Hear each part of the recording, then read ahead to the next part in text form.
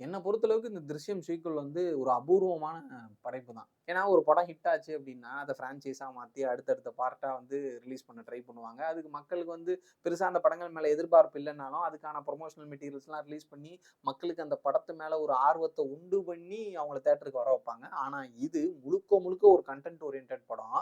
Commercial எலிமெண்ட்ஸும் பெருசா படத்துல ஒண்ணும் கிடையாது.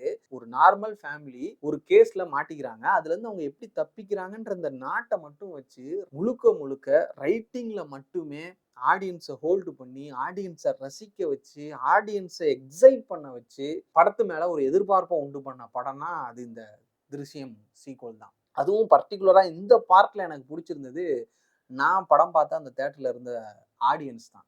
ஏன்னா படம் ஆரம்பத்துல இருந்து கடைசி வரைக்கும் எக்கச்சக்க டைலாக்ஸ் பேசிக்கிட்டே இருக்கிறாங்க. ஆனா எங்கேயுமே யாருமே ஒரு சின்ன கவுண்டர் கூட கொடுக்காம முழுக்க முழுக்க படத்தை ரொம்ப உன்னிப்பா கவனிச்சு பார்த்துக்கிட்டு இருந்தாங்க.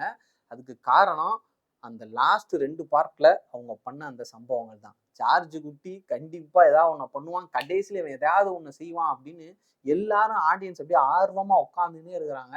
அதனாலதான் சொன்னேன், இது வந்து ஒரு அபூர்வமான படைப்பு அப்படி. மொத்தத்துல இந்த "திருஷ்யத்துக்கு" திருஷ்டி சுத்தி போடணும்னு நினைக்கிறேன். ஏன்னா எவன் கண்டுபிடிச்சோ என்னன்னு தெரியல. லாஸ்ட் 2 பார்ட் பயங்கரமா இருந்துச்சு. இந்த பார்ட் கொஞ்சம் டல்லாகி போச்சு. கண்டிப்பா அடுத்த பார்ட் வெறித்தனமா இருக்கும்னு நான் நம்புறேன். ஸோ எல்லாரும் குடும்பத்தோட தியேட்டருக்கு போய் இந்த படத்தை பாருங்க. ஒரு டீசென்ட்டான த்ரில்லர் தான். என்ஜாய் பண்ணலாம்.